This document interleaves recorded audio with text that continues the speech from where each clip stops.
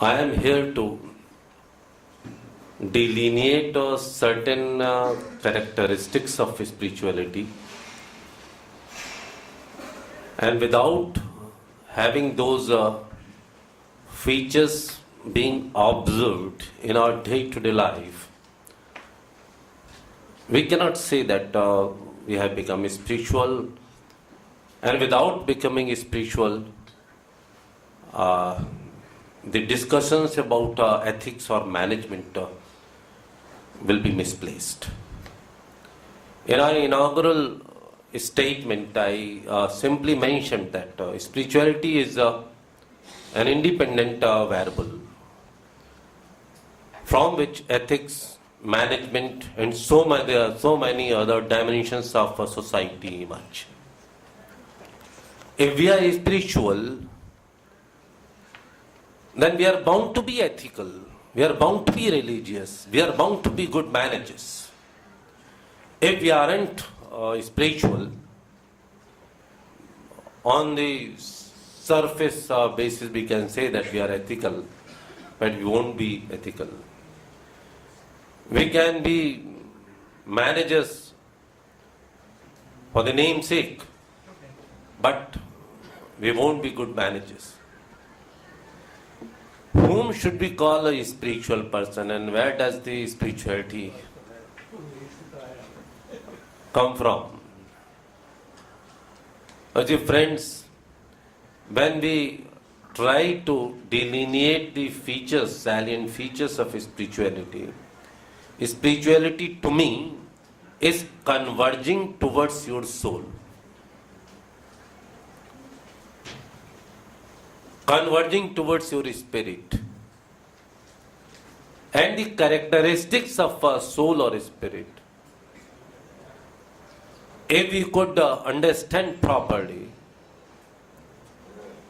we should try to follow, adhere to those characteristics in our day-to-day life. So I have tried to experience those basics of spirit, and having observed in my day-to-day teaching, research and administration, and having all conviction, I am here to share with all of you. You know, the existence of soul has been realized by all religions of the world. And there are only two religions in the world. One of our own origin and another of Western origin. And the division of religion cannot be made on the basis of existence of soul, but one faith in the soul that religions of Indian or Eastern origin, maybe Hindu of Sanatani Parampara, or Sikh or Buddha or Jain or any other religion, they believe in connectivity of pre-births and rebirths.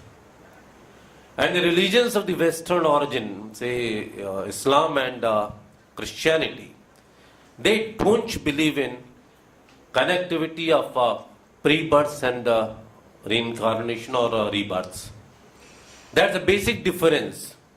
On the basis of this difference, we can have, two groups of religion. As we belong to a Sanatani Parampara or Hindu Parampara or religion of the Eastern origin, we have got full faith, not only faith based upon simple studies, but faith based upon all logic and scientific reasoning. It's not time to have any conversation or any discussion over Shastrarth type of a thing, that how to prove that there is a pre-birth or rebirth. But whether it's Jains or the Karma Siddhant or Jataks of the Buddha Dharma, they have all full examples of pre-births and rebirths.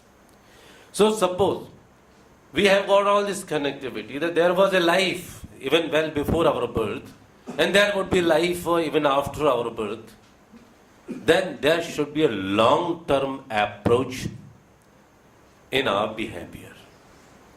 And today's world teach to have a short-term approach for everything. I am a student of economics, where Lord Keynes taught that we should have short-term approach. We should have short-term approach because in long run everyone dies. So we should see to fructify our policies within our short span of life.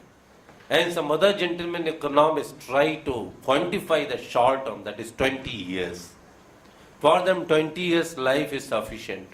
And to us life, Jivan, suppose Jivan is there, and within Jivan we have got Sanskrit scholars also with us.